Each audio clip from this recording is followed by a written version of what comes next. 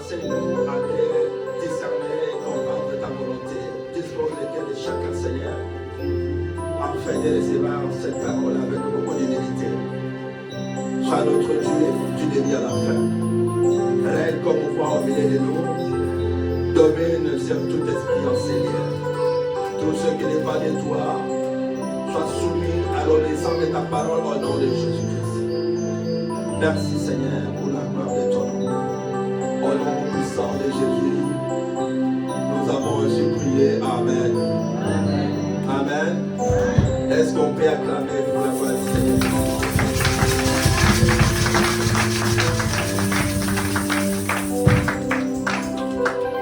Alléluia. Nous sommes là.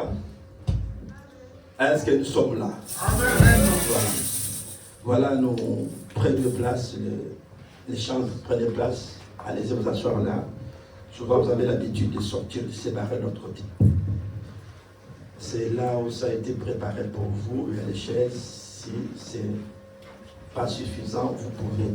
Donc en principe, tous ceux qui chantent, les chantres, vous devrez être devant. Mais souvent dans les églises, si vous regardez comment les chantres sont, ils ont l'habitude, après avoir chanté, c'est comme s'ils ont l'habitude d'aller derrière, d'aller se mettre derrière, et quand on a besoin de chanter, voilà, ils vont commencer à traverser pour passer devant. Et vous avez une place qui vous a été préservée devant, afin d'adorer Dieu ensemble avec vous. Amen. Amen. Voilà, nous allons écouter la parole du Seigneur, parce que c'était très important. Si nous sommes venus en ces lieux, c'est pour la parole de Dieu. Amen. C'est ça qui nous éclaire et qui nous donne l'intelligence. Voilà, bien-aimés dans le Seigneur, nous allons prendre nos Bibles. Ouvrons nos Bibles dans le livre de 1 Corinthiens. Aujourd'hui, on a pas mal de versets bibliques que nous allons voir. Et c'est très important de noter tous ces versets bibliques aujourd'hui. Mais je sais que par l'aide du Saint-Esprit, l'Éternel va nous aider à avancer et que tout se passe bien au nom de Jésus-Christ. Amen. Voilà. 1 Corinthiens chapitre 10. Nous allons prendre le premier verset jusqu'au verset 7. 1 Corinthiens chapitre 1er. Écoutez très bien. Écoutez très bien. Ce qui est important, c'est d'écouter la lecture biblique. Si nous écoutons très bien la lecture, c'est là va nous apprendre quelque chose. Écoutez très bien ce que dit la parole. 1 Corinthiens 10, versets 1 à 7. Frères et sœurs, je ne veux pas vous laisser ignorer que nos ancêtres ont tous été sous la nuée et qu'ils ont tous passé à travers la mer. Ils ont tous été baptisés en Moïse, dans la nuée et dans la mer. Ils ont tous mangé la même nourriture spirituelle. Et ils ont tous bu la même boisson spirituelle. En effet, ils buvaient à un rocher spirituel qui les accompagnait. Et ce rocher était Christ. Mais la plupart d'entre eux n'ont pas été approuvés.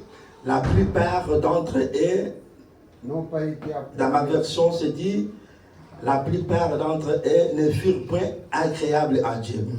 N'ont pas été approuvés par Dieu, puisqu'ils sont morts dans le désert. Ils sont morts dans le désert. Or, ces faits sont arrivés. Ces choses sont arrivées pour nous servir d'exemple. Afin que nous n'ayons pas de mauvais désirs comme eux en ont eu. Ne devenez pas idolâtres, comme certains d'entre eux.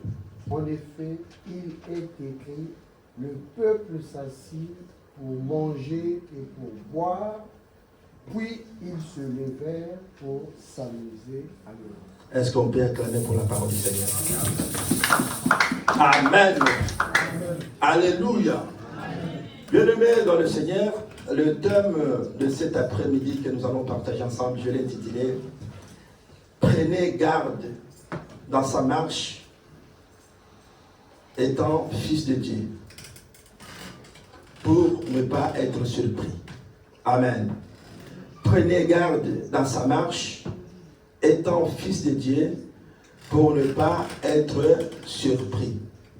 Étant fils de Dieu, nous devons prendre garde dans notre marche avec Dieu pour ne pas être surpris. C'est que Dieu dit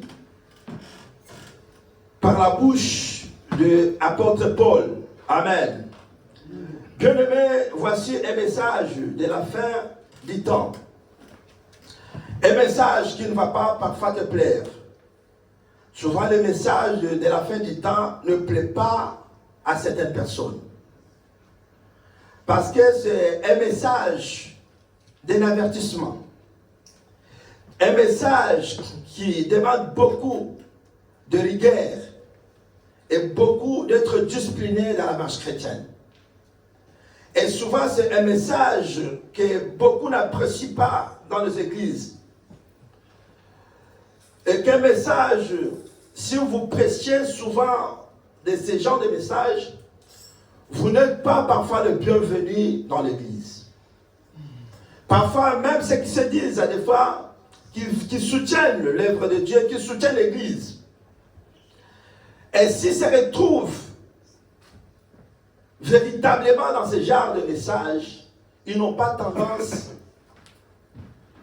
à prendre courage, s'ils ne sont pas poussés par l'Esprit de Dieu, afin de soutenir l'avancement de l'œuvre de Dieu.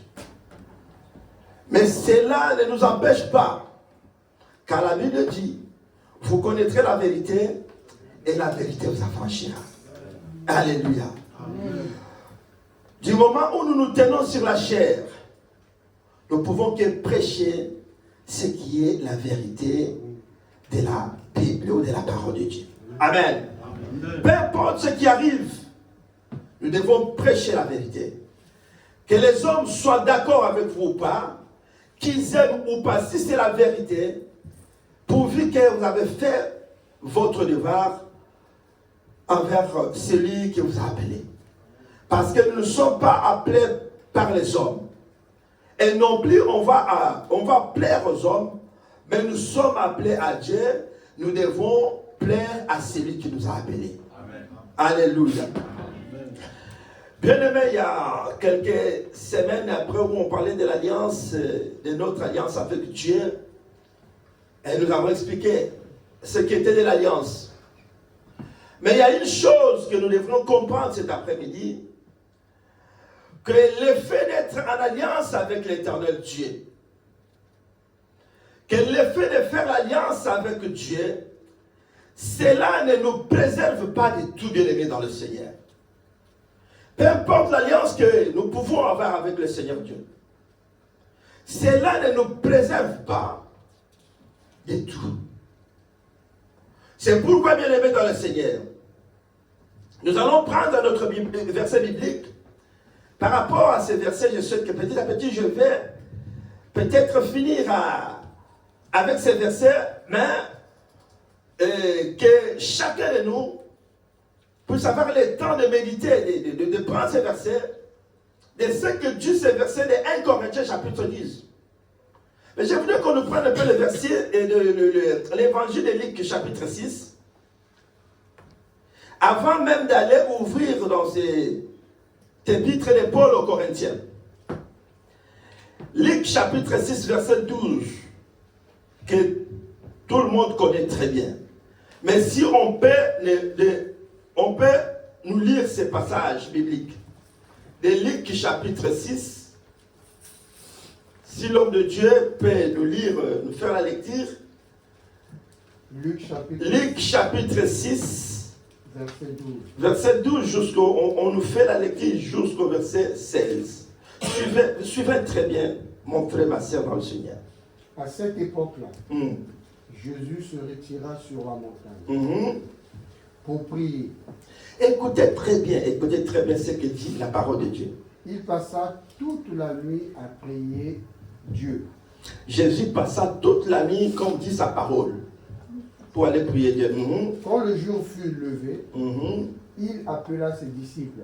Écoutez très bien, il appela ses disciples. Et ils ont choisi parmi eux 12, auxquels il donna le nom d'apôtres.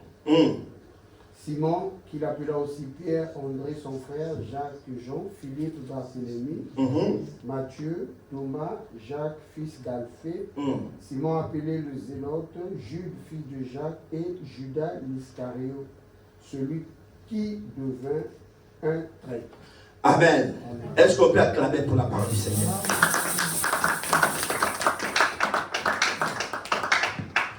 Écoutez ce que dit la parole du Seigneur, bien-aimé dans le Seigneur.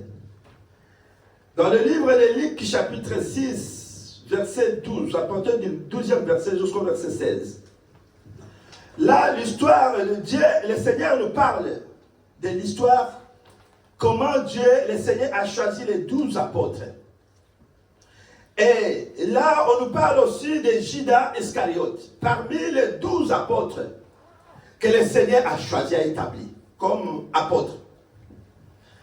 La Bible dit que Jésus n'a pas choisi les apôtres par hasard. Avant de choisir, d'établir les 12 apôtres, la première chose que l'Éternel a fait, le Seigneur a fait, le Seigneur, il est allé se réfugier dans la prière. Il a prié toute la nuit. Écoutez très bien. Le Seigneur a prié toute la nuit, bien-aimé dans le Seigneur. Et après avoir prié toute la nuit, c'est le jour suivant qu'il viendra maintenant pour faire les choix des 12 apôtres. Amen. Amen. Je vous ai dit une fois ici, la semaine dernière, que même pour des petites choses, nous devons considérer l'Éternel. Il faut prier pour faire un choix. Ici, le Seigneur a fait le choix. Après avoir prié toute la nuit, et c'est le lendemain que le Seigneur va faire le choix des 12 apôtres. Parmi les 12 apôtres qu'il a choisis, il a choisi aussi Judas Iscariote, comme dit la parole de Dieu. Alors, nous savons très bien que c'est Judas Iscariote qui a trahi le Seigneur. C'est Judas Iscariote qui a été le traître bien-aimé dans le Seigneur. Est-ce que le Seigneur, il peut vraiment faire un choix? Il sait très bien qu'il va faire un choix de celui qui va le trahir. Alléluia. Est-ce que le Seigneur peut faire un choix où Dieu peut disposer quelqu'un qui va trahir le Seigneur dans les choix des 12 apôtres? Mon frère, ma sœur, je vous dis une chose. Parce que quand nous parlons de Judas Iscariote, souvent quand on parle de Judas, on a toujours tendance, c'est comme certains disent, que Judas a été prédestiné pour la perdition. Souvent les gens disent comme ça. Quand nous parlons de l'histoire de Judas, dans la Bible, il y a même les hommes de Dieu, les enfants de Dieu, qui disent que non, Judas, dès le commencement, il a été prédestiné pour se perdre. Il a été prédestiné pour la perdition. Or, c'est faux. Judas n'a pas été prédestiné pour la perdition. Judas n'a pas été préservé pour se perdre. Mais, il y a une chose que je vais te dire cet après-midi. Que ce qui t'arrive aujourd'hui, tu es responsable de cela. Alléluia. Amen. Nous sommes responsables de ce qui nous arrive. Parfois, enfants de Dieu, on n'est pas honnête de nous-mêmes.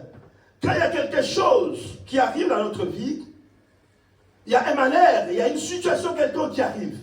Parfois, il y a ceux qui ne sont pas honnêtes. Pour dire que non, à des fois, je suis responsable de ce qui m'arrive aujourd'hui. Peut-être nous sommes à la base, nous-mêmes, nous sommes à la base de ce qui nous arrive dans notre vie. Parfois, c'est nous-mêmes qui avons ouvert une porte pour que ce qui nous arrive aujourd'hui nous arrive. sans le savoir. Mais comme on n'est pas sincère et honnête devant Dieu, nous rejetons tout sur le dos des sorciers. Nous rejetons tout sur le dos des marabouts, des féticheurs. Mais bien aimé dans le Seigneur, j'ai donné un exemple. Je prends ma tablette, je la dépose ici.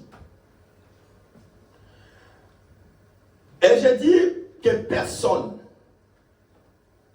ne touche cette tablette.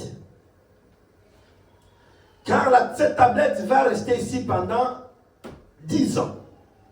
Mais que personne ne touche cette tablette. C'est moi qui ai dit que personne ne touche cette tablette. Et dis-moi, si par exemple, mon bien-aimé Ondomo, il vient, il prend la tablette, il touche ce que moi je dis que personne ne touche pas. À qui la faute? À qui la faute, mes bien-aimés? Soyez sincères.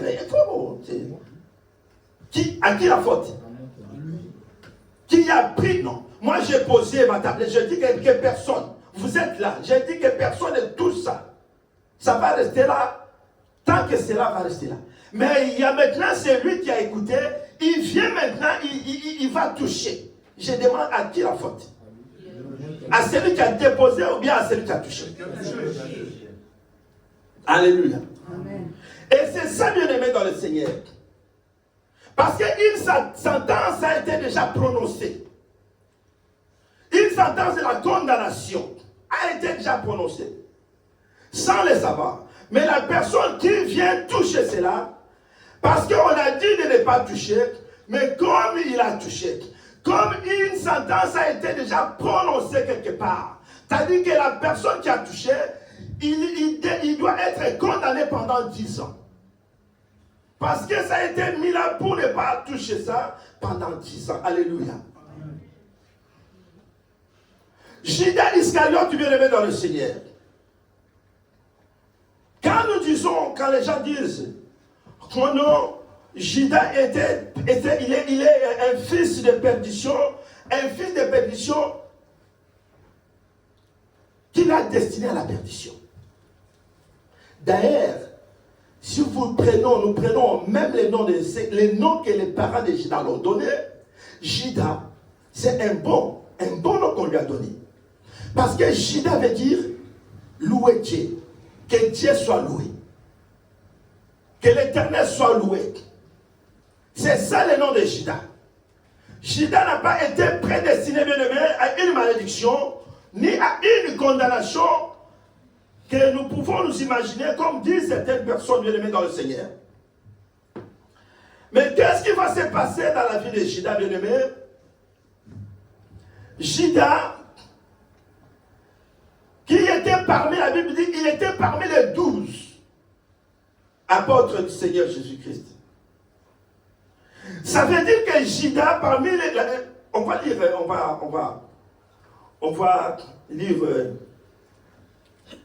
Luc chapitre 9, verset 1 à 6. Luc, j'avais dit qu'il y a un certain verset, il y a quelques versets qu'on doit noter. Luc chapitre 9, verset 1 à 6. Luc 9, 1 à 6. Jésus rassembla les 12 Jésus y rassembla les 12, écoutez très bien. Et leur donna puissance et autorité. C'est Jésus qui donne à ses apôtres la puissance et l'autorité. Pour chasser tous les démons et guérir les malades. Il les envoya proclamer le royaume de Dieu et guérir les malades. Ne prenez rien pour le voyage, leur dit-il. Ni bâton, ni sac, ni pain, ni argent, et n'ayez pas 2 chemises chacun. Quelle que soit la maison où vous entrez, restez-y, et c'est de là que vous partirez. Jusqu'à 6. Si l'on ne vous accueille pas, sortez de cette ville, et secouez la poussière de vos pieds en témoignage contre eux. Ils partirent et allèrent de village en village, Ils annonçaient la bonne nouvelle et faisaient partout des guérisons. Amen. Amen. Mon frère, ma soeur dans le Seigneur, la Bible dit dans le livre de Luc chapitre 9 que Jésus ayant assemblé les 12, leur donna la force et le pouvoir sur tous les démons, avec la puissance de guérir le malade, les maladies. Il les envoya prêcher le royaume de Dieu et guérir les malades. Je vous dis une chose cet après-midi, mon frère, ma soeur, que Judas était choisi parmi les 12 apôtres de Jésus. Et parmi les 12 apôtres de Jésus, bien-aimés dans le Seigneur, Judas a participé à servir l'Éternel Dieu. Judas a participé à enseigner, à annoncer la bonne nouvelle. Lorsque Jésus a donné à ses disciples le pouvoir, qu'il a donné à ses disciples la force, la puissance d'aller chasser les démons, d'aller prêcher la bonne nouvelle, Judas était aussi parmi ceux qui avaient reçu ce pouvoir. Alléluia. Judas a reçu le pouvoir, comme tout autre disciple, tout autre apôtre de Jésus, d'aller chasser les démons, d'aller annoncer la bonne nouvelle du Seigneur Jésus-Christ. Judas, bien-aimé dans le Seigneur, il y a une chose que nous devons comprendre. Que Judas n'était pas traître, bien-aimé dans le Seigneur, comme dit sa parole. La Bible dit Judas est devenu traître. Alléluia. Amen. Il n'était pas traître. Judas n'était pas traître. Mais Judas est devenu traître. C'est après que Judas est devenu traître. Mais au départ, lorsqu'il a été établi, il n'était pas traître. Mais c'est alors, mais c'est pourquoi je vais te dire cet après-midi, que ce que l'homme peut devenir aujourd'hui, cela dépend de son attitude. Ce que tu peux devenir aujourd'hui, cela dépend de ton attitude, bien-aimé dans le Seigneur. Même l'enfer aujourd'hui, il y a une chose que nous devons savoir. Que même l'enfer aujourd'hui, c'est un problème, c'est une question de choix. Tu peux faire le choix d'aller en enfer, ou tu peux aussi faire le choix de ne pas aller dans l'enfer. Alléluia. C'est pourquoi j'ai dit au début que ce qui arrive dans ta vie, bien-aimée dans le Seigneur, ce n'est pas un hasard. C'est comme j'ai toujours dit, qu'on ne échoue pas par hasard, mais on se prépare pour échouer. Alléluia. On se prépare pour échouer. C'est comme aussi, on peut se préparer pour réussir. Alléluia. Bien-aimé dans le Seigneur, Judas n'était pas traître, mais il est devenu traître. Pourquoi Judas est devenu traître? On peut nous lire 1 Timothée chapitre 4, verset 1er. 1 Timothée chapitre 4, verset 1er, la Bible dit 1 Timothée chapitre 4. Mais l'Esprit dit expressement. Écoutez très bien, mais l'Esprit dit expressement que dans les derniers temps, que dans les derniers temps, certains abandonneront la foi pour s'attacher. La Bible dit quoi? Dans les derniers temps, certains abandonneront la foi. Ça veut dire que ce n'est pas tout le monde. Heureusement que ce n'est pas tout le monde. La Bible dit que certains. C'est-à-dire que ce n'est pas tout le monde qui va abandonner la foi, mais il y a certaines personnes qui vont abandonner la foi. Pour s'attacher à des esprits trompeurs et à des doctrines de démons. Amen. Bien-aimés dans le Seigneur, on ne peut pas abandonner quelque chose qu'on n'a pas. On abandonne quelque chose qu'on a. Vous ne pouvez pas abandonner quelque chose que vous n'avez pas. C'est-à-dire que pour abandonner la chose, il faut d'abord posséder la chose. C'est ça que tu dois abandonner. Mais personne ne peut abandonner une mauvaise habitude s'il n'avait pas cette mauvaise habitude. Est-ce qu'il y a quelqu'un qui comprend cette habitude? Vous ne pouvez pas abandonner le vol si vous n'êtes pas voleur. Pour dire qu'on ne peut pas abandonner quelque chose qu'on n'a pas.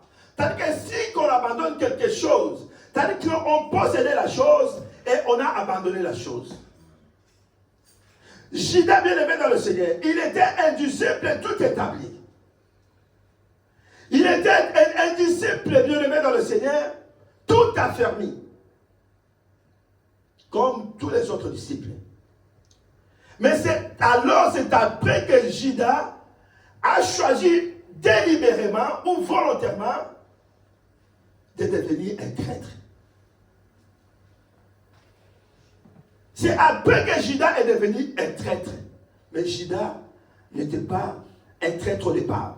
C'est pourquoi je dis, vous allez comprendre que mon message de cet après-midi, ce message, l'Éternel veut nous interpeller cet après-midi. Que malgré notre marche avec lui, malgré notre attachement avec le Seigneur, comment nous devons marcher avec le Seigneur Jésus-Christ? Comme le dit son thème, prenez garde à notre marche ou dans votre marche. Prenez garde dans sa marche avec Dieu. Si vous ne prenez pas garde dans votre marche avec Dieu, vous allez être surpris. Alléluia. Vous allez être surpris, bien-aimés dans le Seigneur.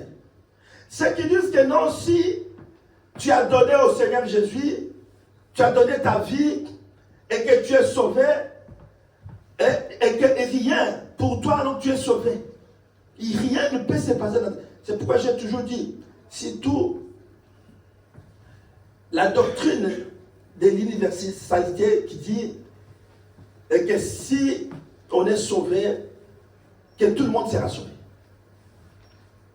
Bien-aimé, si on te dit aujourd'hui que non, parce que tu as accepté Jésus, tu es sauvé, et qu'après, si tu ne veilles pas, s'il t'a conduit dans la marche chrétienne, et que tu as reçu le Seigneur, tu as donné ta vie à Jésus, et que tu ne veilles pas comment marcher dans la vie chrétienne, comment marcher avec le Seigneur, tu seras surpris, bien-aimé dans le Seigneur.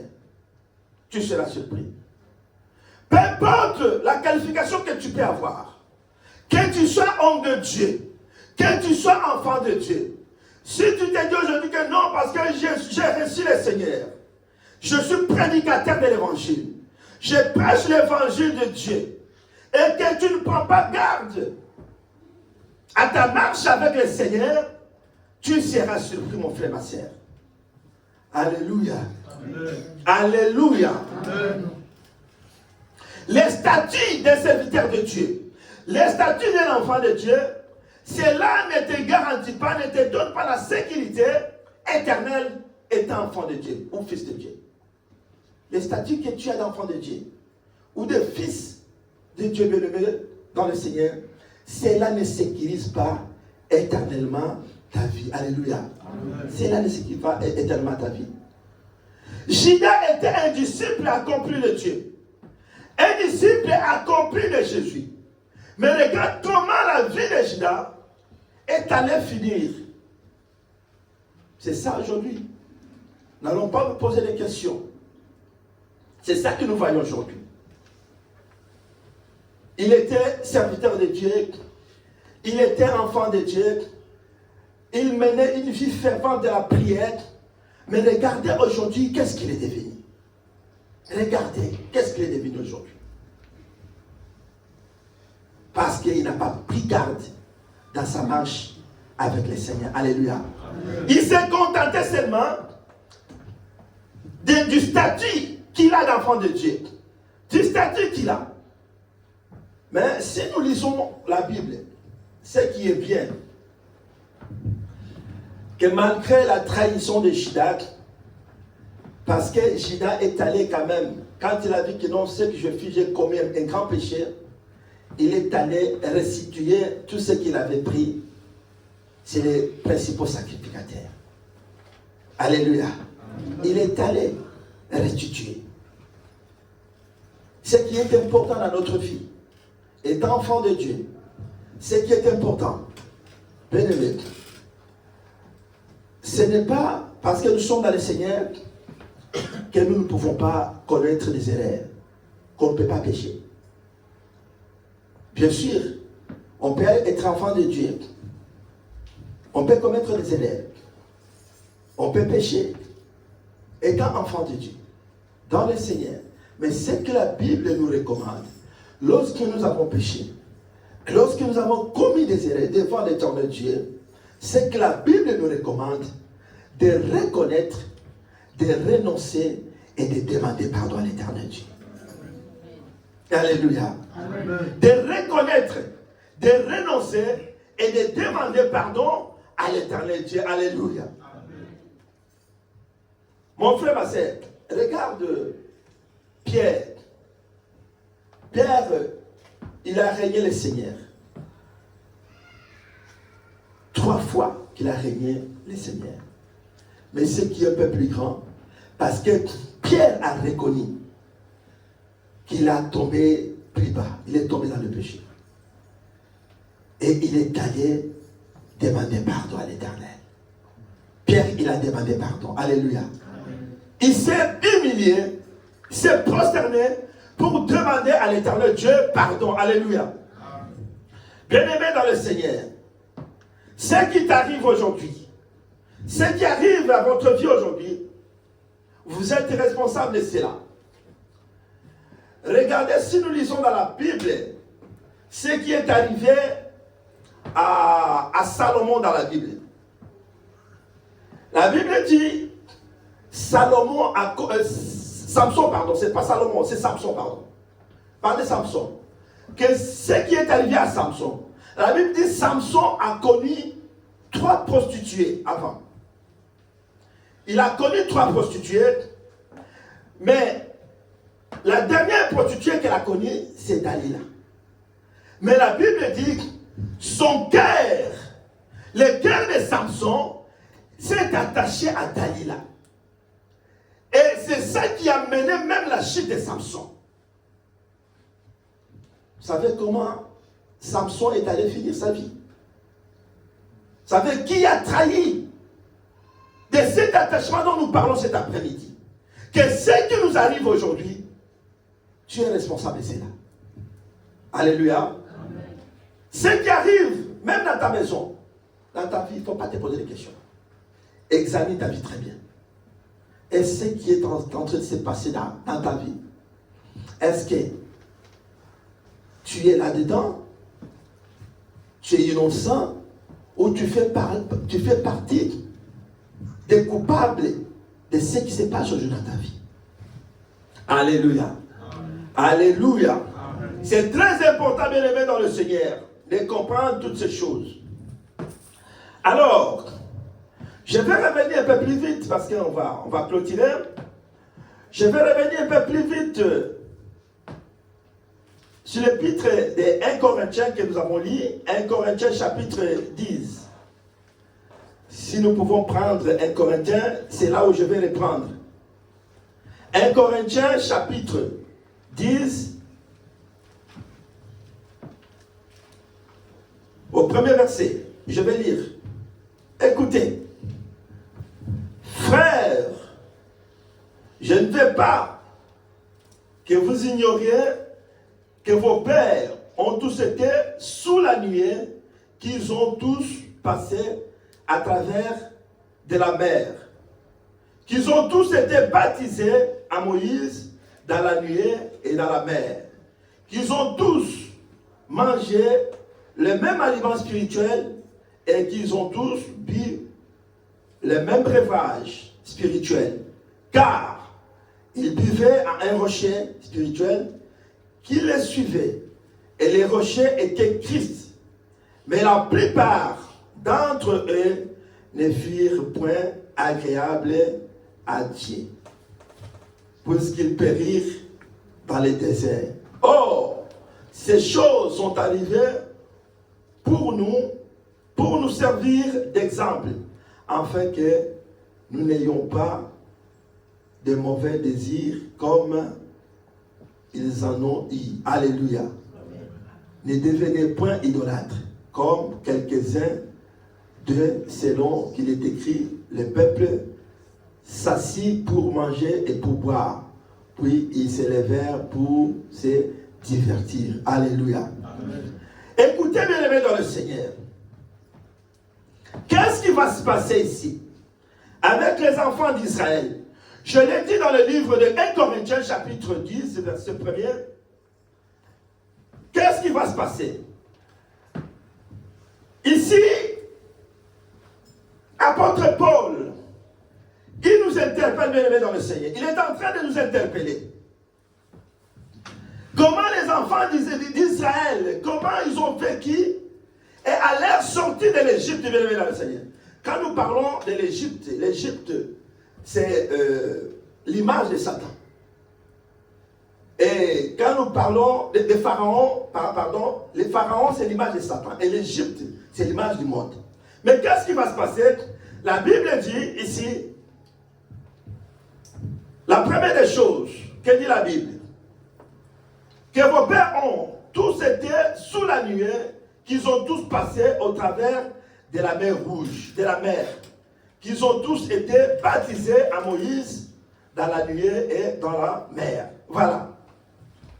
La première des choses, bien aimés, ici, on nous parle ici de la sortie d'Égypte. Comment le peuple d'Israël est sorti de là où ils étaient en Égypte. Comment ils sont sortis, bien aimés, dans le Seigneur. La Bible dit, ils ont sorti baptisés à Moïse dans la nuée et dans la mer. Et la mer, la nuée et la mer ici symbolisent la conversion. C'est-à-dire que les enfants d'Israël, ils sont sortis, ils étaient convertis. Donc c'est la conversion dont on nous parle. Ils sont sortis dans la conversion. Ils se sont convertis. L'image de la nuée dont on nous parle ici, ils ont été baptisés et c'est le signe de la conversion, bien aimés dans le Seigneur. La première des choses, sortis de l'Égypte, symbole de la conversion. Et la deuxième des choses, les enfants d'Israël ont été baptisés à Moïse dans la mer. Alors, ici, on nous parle du baptême de l'eau. C'est-à-dire que les enfants d'Israël, ils ont été baptisés dans leur sortie, ils ont été baptisés sur le baptême de l'eau. C'est pourquoi, souvent, nous, enfants de Dieu, nous négligeons les baptêmes. Il faut faire trop attention, très attention même. Quand on nous parle du baptême, souvent, on croit que non, être baptisé, c'est simple, c'est seulement symbole. On amène les gens pour les faire plonger dans l'eau, voilà, et ça passe comme ça. Mais ça a une signification, c'est significatif devant l'Éternel Dieu. Être baptisé, bien-aimé dans le Seigneur. Le baptême, ça fait partie aussi des signes dans la Nouvelle Alliance. Les signes de notre conversion dans la Nouvelle Alliance. Parce que dans la conversion, il y a des signes. Donc le baptême fait partie des signes de la conversion dans la Nouvelle Alliance. Comme les signes dans l'Ancienne Alliance était la circoncision. C'est le même dans la Nouvelle Alliance. La conversion, le baptême était un signe dans la Nouvelle Alliance. Mais ici, bien aimé, la Bible dit les enfants d'Israël ont été baptisés à Moïse dans la mer. Donc, on nous parle du baptême de l'eau ici, bien aimé dans le Seigneur. Alors, ils ont été baptisés dans la nuée. La troisième des choses, ils ont été baptisés dans la nuée, ce qui symbolise de l'esprit. La nuée ici symbolise l'esprit. Comment Dieu a marché avec les enfants d'Israël. La Bible dit qu'il a marché avec eux la nuit. En quoi?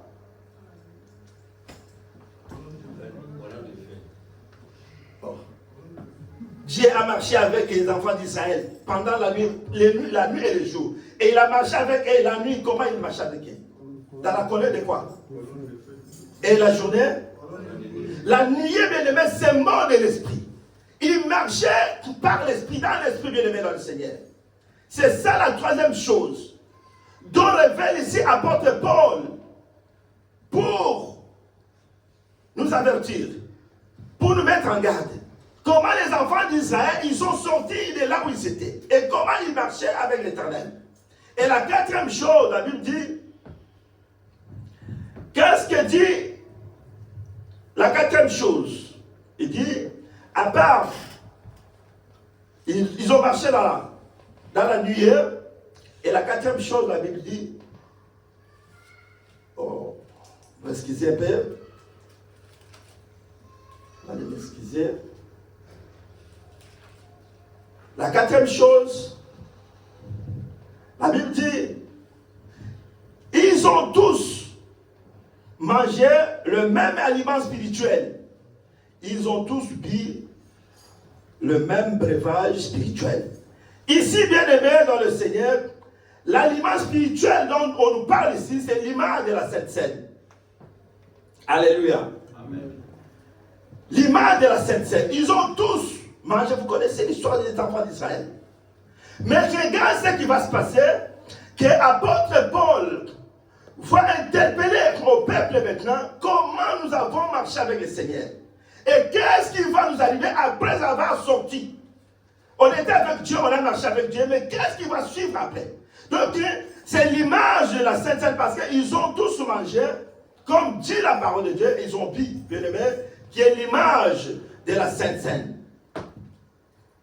Alors, la cinquième chose, la Bible dit la cinquième chose, ce qui est grave, la Bible dit, mais la plupart d'entre eux ne furent point agréables à Dieu, puisqu'ils périrent dans les déserts. Alléluia. Amen. Mais la plupart, parmi les enfants d'Israël, ils ne furent pas agréables à Dieu, puisqu'ils périrent dans les déserts. Alléluia. Amen. Ils ont péri dans les déserts. Ils n'ont pas fait agréable à l'éternel Dieu parce qu'ils ont péri dans les déserts. Bien aimé, dis-moi maintenant, qu'est-ce qui a manqué aux enfants d'Israël pour qu'ils puissent périr dans le désert? Et qui ont sorti, l'Éternel les a fait sortir de l'Égypte. Mais la Bible dit, avec tous les signes qui les accompagnaient, mais la Bible dit que la plupart d'entre eux, ils ont péri dans le désert. Ils n'ont pas été agréables devant l'Éternel Dieu. Il y a seulement 2 personnes qui ont sorti de là. Il y a Josué et Caleb. Alléluia. Amen. Est-ce que vous comprenez? Est-ce que nous comprenons? Amen. La Bible dit, à l'exception de Josué et Caleb, qui ont sorti de là, mais la plupart d'entre eux, ils ont péri dans le désert. Mais qu'est-ce qui a manqué? Qu'est-ce qui a manqué que ces peuples, les enfants d'Israël, puissent périr dans le désert? Qu'est-ce qui a manqué? J'ai noté quelques points ici, ce qui a fait que les enfants d'Israël puissent périr, qu'ils ne furent pas agréables à l'Éternel Dieu et qu'ils ont péri dans le désert. J'ai noté quelques points ici. Là. Le premier point que j'ai noté ici, parce que bien aimé dans le Seigneur, comme dit la parole de Dieu, or, ces choses sont arrivées pour nous servir d'exemple, afin que nous n'ayons pas de mauvais désirs comme ils ont eu, et ils ont eu les mauvais désirs. Ne devenez point idolâtres, comme quelques-uns d'eux, selon qu'il est écrit, le peuple s'assit pour manger et pour boire, puis ils se lèvèrent pour divertir. Voilà. La première des choses, selon les points que j'ai notés ici, qu'est-ce qui a manqué pour les enfants d'Israël? La première des choses, bien aimés dans le Seigneur, que j'ai noté ici, c'est le manque de reconnaissance au Seigneur. C'est le manque de reconnaissance. Les enfants d'Israël n'ont pas été reconnaissants. À leur sortie, bien-aimés dans le Seigneur, ceux qui sont sortis, ils n'ont pas été reconnaissants, bien-aimés. Ils sont devenus idolâtres parce qu'ils n'ont pas été reconnaissants vers Dieu. Qu'est-ce qui a fait que les enfants d'Israël deviennent idolâtres? Parce qu'Israël vivait pour lui-même. Quand on parle de l'idolâtrie, l'idolâtrie c'est aimer quelque chose plus que Dieu. Vous adorez. Votre femme peut devenir l'idolâtre pour vous. Les enfants bien-aimés dans le Seigneur, votre pasteur aussi peut devenir l'idolâtre pour vous. Parce que vous adorez quelqu'un.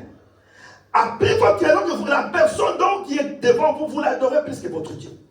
Vous n'avez pas la reconnaissance à Dieu, mais vous reconnaissez quelque chose qui est en face de vous, quelque chose que vous voyez, vous adorez tellement la chose. Peut-être ça peut être de l'argent. Il y a certains bien-aimés, l'argent est devenu leur idolâtrie. Ils adorent l'argent tellement ils adorent l'argent que tu es. Alléluia. Amen. Ils adorent l'argent, bien-aimé, dans le Seigneur. C'est-à-dire qu'il y a quelque chose auquel tu es attaché. Tu adores la chose, bien-aimé, dans le Seigneur. Tu n'es pas reconnaissant à Dieu, mais tes pensées, ton esprit est focalisé. Tu adores tellement, tu adores. Tu es devenu idolâtre. Et c'est ça qui était devenu les enfants d'Israël. C'est ça qui était devenu les enfants d'Israël. Pour eux, la source de leur joie et de leur bonheur n'était pas l'éternel Dieu, était ce qui était en face d'eux. Tout ce qu'ils peuvent voir, c'est ça qui les ratturait plus. Ils adoraient plus ce qu'ils voyaient.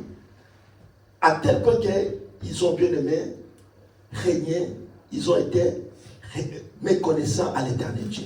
La première des choses, ils sont devenus idolâtres. Parce qu'ils n'ont pas reconnu l'éternel Dieu. Et la deuxième chose, ils se sont, comme dit la parole de Dieu ici, ils se sont délivrés à l'impudicité. Amen. Amen. Les enfants d'Israël se sont livrés à l'impudicité.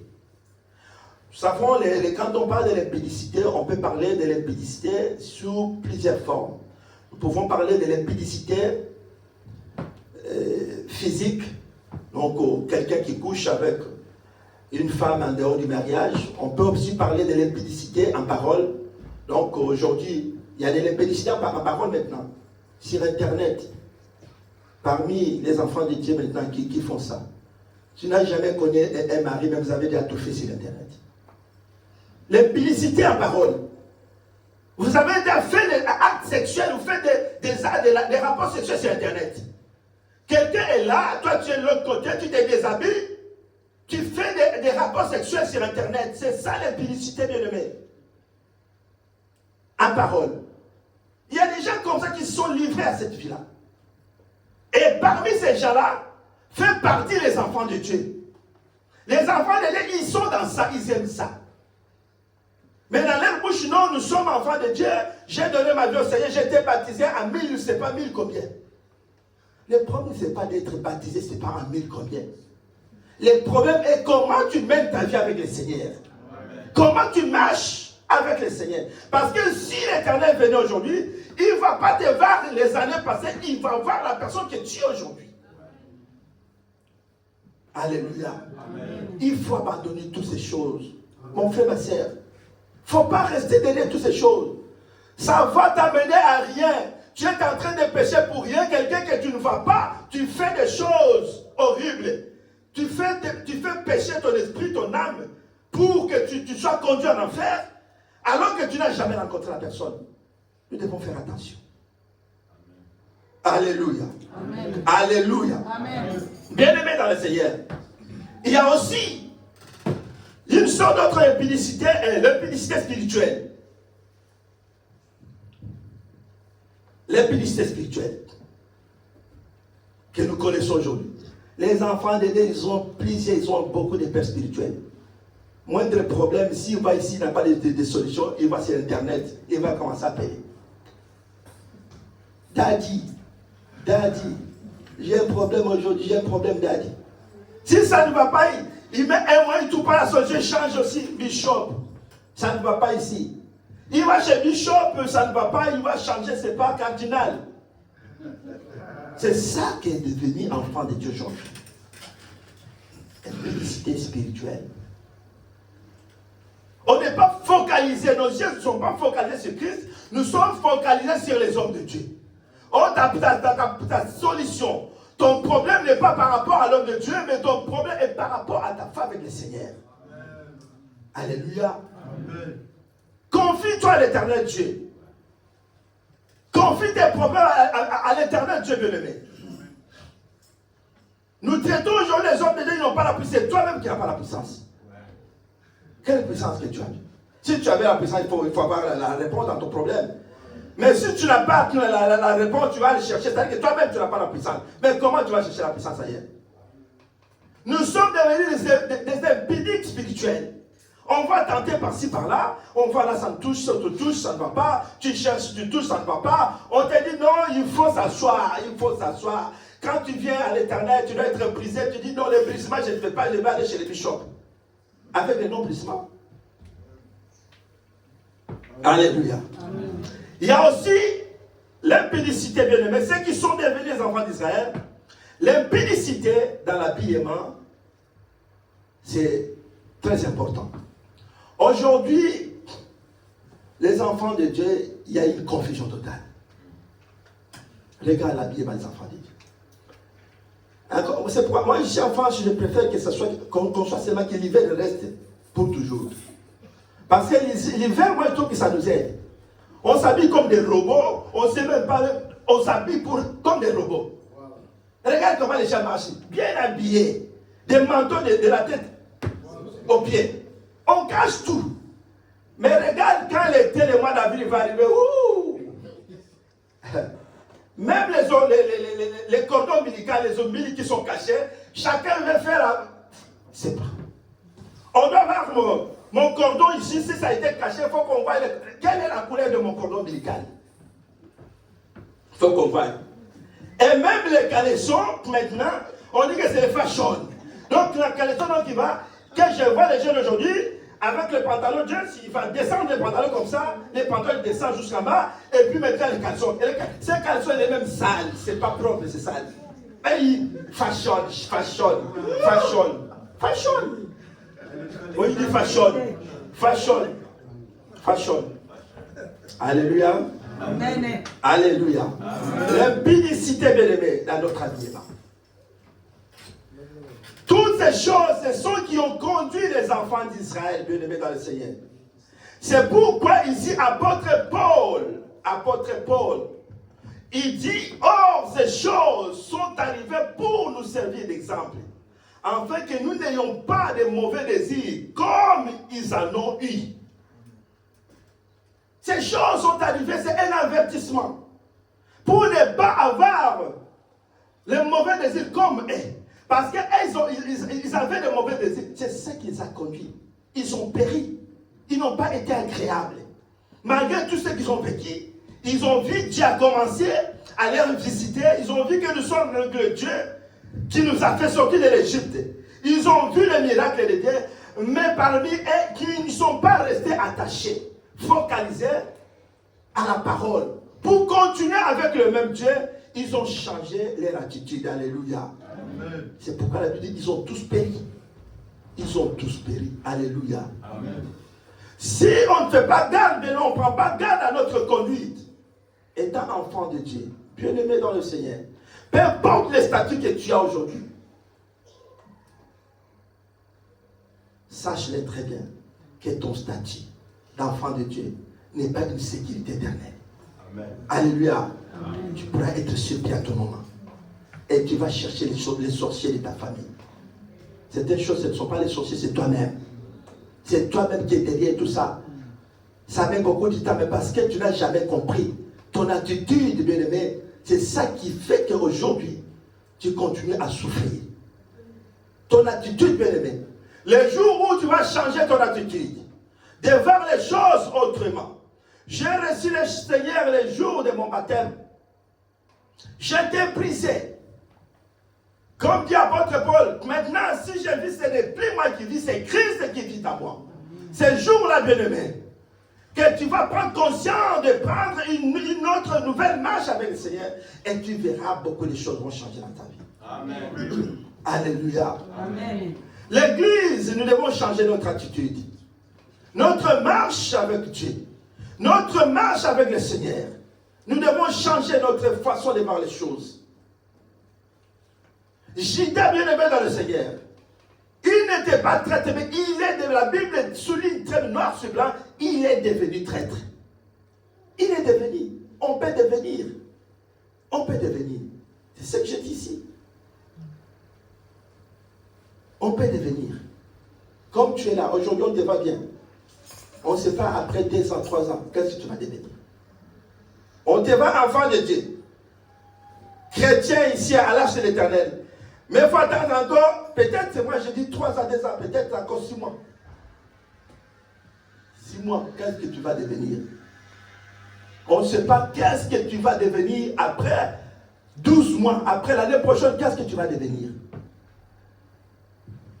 Alléluia. Amen. Demande à ton voisin, qu'est-ce que tu vas devenir après 2 ans? Qu'est-ce qu'il va devenir après 2 ans? Alléluia. Amen. Qu'est-ce que tu vas devenir, mon frère, ma soeur, après 2 ans? Alléluia. Amen. Alléluia. Amen. Attends, on va nous lire un verset, puis on va clôturer par là. J'avais dit qu'il y a pas mal de versets aujourd'hui.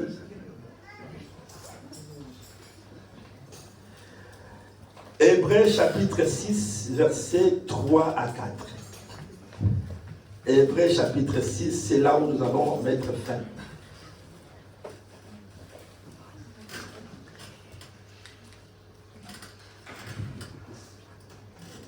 Hébreux chapitre 6, verset 3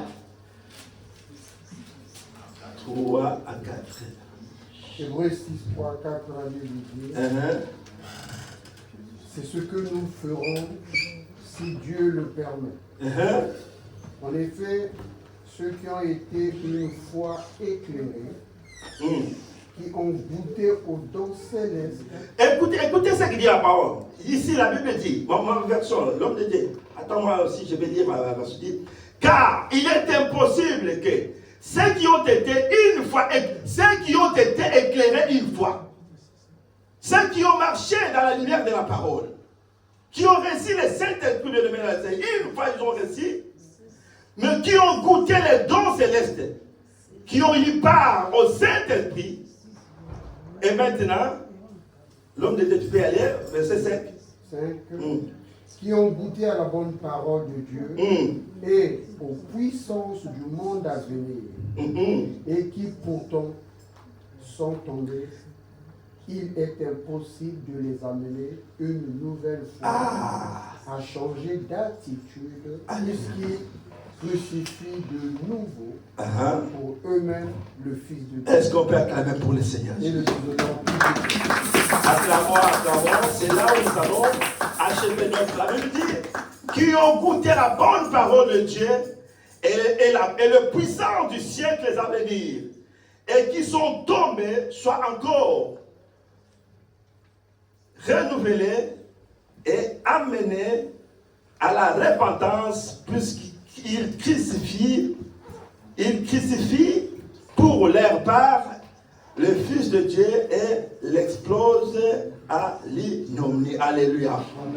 Bien-aimé dans le Seigneur, il y a une chose que je vais te dire cet après-midi. On peut être sauvé, on ne peut pas être sauvé si on ne veille pas sur son cœur. Alléluia. Amen. Si on ne veille pas sur son cœur, bien-aimé dans le Seigneur, on ne peut pas être sauvé.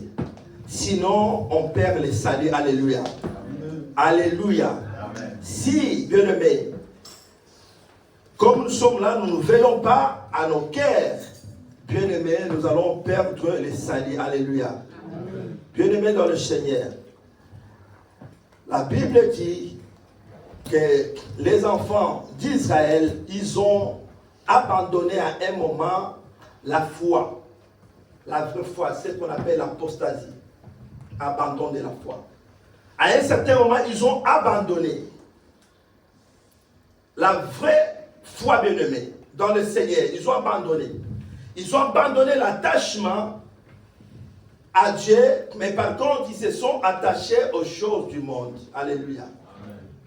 Ils se sont attachés aux choses du monde. Mais ce qui est important, comme dit le verset de cet Hébreu, pour ceux qui ont goûté la bonté de la parole de Dieu et les puissants du siècle à venir et qui sont tombés, que nous devons être renouvelés. Bien-aimés dans le Seigneur, même si je tombe aujourd'hui et que je me relève, c'est ça que l'Éternel attend de nous. Tu tombes, tu te relèves. Ce n'est pas tu tombes, tu restes là parce que tu es tombé. Non, ce n'est pas ça. Un vrai enfant de Dieu, fils de Dieu, peut tomber, mais il faut que tu sois relevé. Amen. Alléluia. Amen. Tu peux tomber, mais il faut que tu te relèves. Il ne faut pas tomber tu es resté, tu es tombé, voilà, tu es resté comme ça. Bien-aimés dans le Seigneur, nous devons faire attention. C'est pourquoi nous disons cet après-midi que chacun de nous prenne garde de la façon dont il marche avec son Dieu, avec le Seigneur, pour ne pas être surpris. On dit que l'identité que tu as aujourd'hui, le statut que tu as aujourd'hui d'un enfant de Dieu, ne te sécurise pas éternellement. Ne te donne pas la sécurité, ne te met pas à l'abri. À tout moment, étant enfant de Dieu, sur la terre des humains, tout peut changer. Alléluia. Amen. Tout peut basculer. Sur la terre des humains, sur la route avec le Seigneur, tout peut changer. C'est pourquoi il ne faut pas se demander. Vous voyez les hommes de Dieu qui sont devenus des incrédules aujourd'hui. Des enfants de Dieu. Des enfants de Dieu qui ont donné leur vie étant Seigneur et Sauveur. Jésus-Christ dans leur vie. Mais ils sont devenus aujourd'hui méconnaissables. Ce n'est pas un sujet de joie, mais c'est un sujet peut-être de prier, de soutenir tous ceux qui sont tombés plus bas. Tous ceux qui sont déconnectés, bien-aimés dans le Seigneur. Alléluia. Amen. Laisse que l'Éternel Dieu nous bénisse pour cette parole. Seigneur, nous te disons merci. Sois béni, sois glorifié, tu nous as parlé. Aide-nous, Seigneur Jésus, à demeurer, à marcher surtout avec toi. Aide-nous à être éclairés par ta parole. Nous te prions, Seigneur Jésus. Nous avons écouté ta parole. Que chacun de nous comprenne comment te suivre, comment suivre, Seigneur Jésus, ta parole et comment être attaché à toi. Seigneur Jésus, merci parce que tu nous as éclairés, tu nous as bénis. Laisse que ton nom soit glorifié à jamais. Au nom glorieux de notre Père Seigneur Jésus, j'ai ainsi prié. Amen. Que l'Éternel Dieu nous bénisse.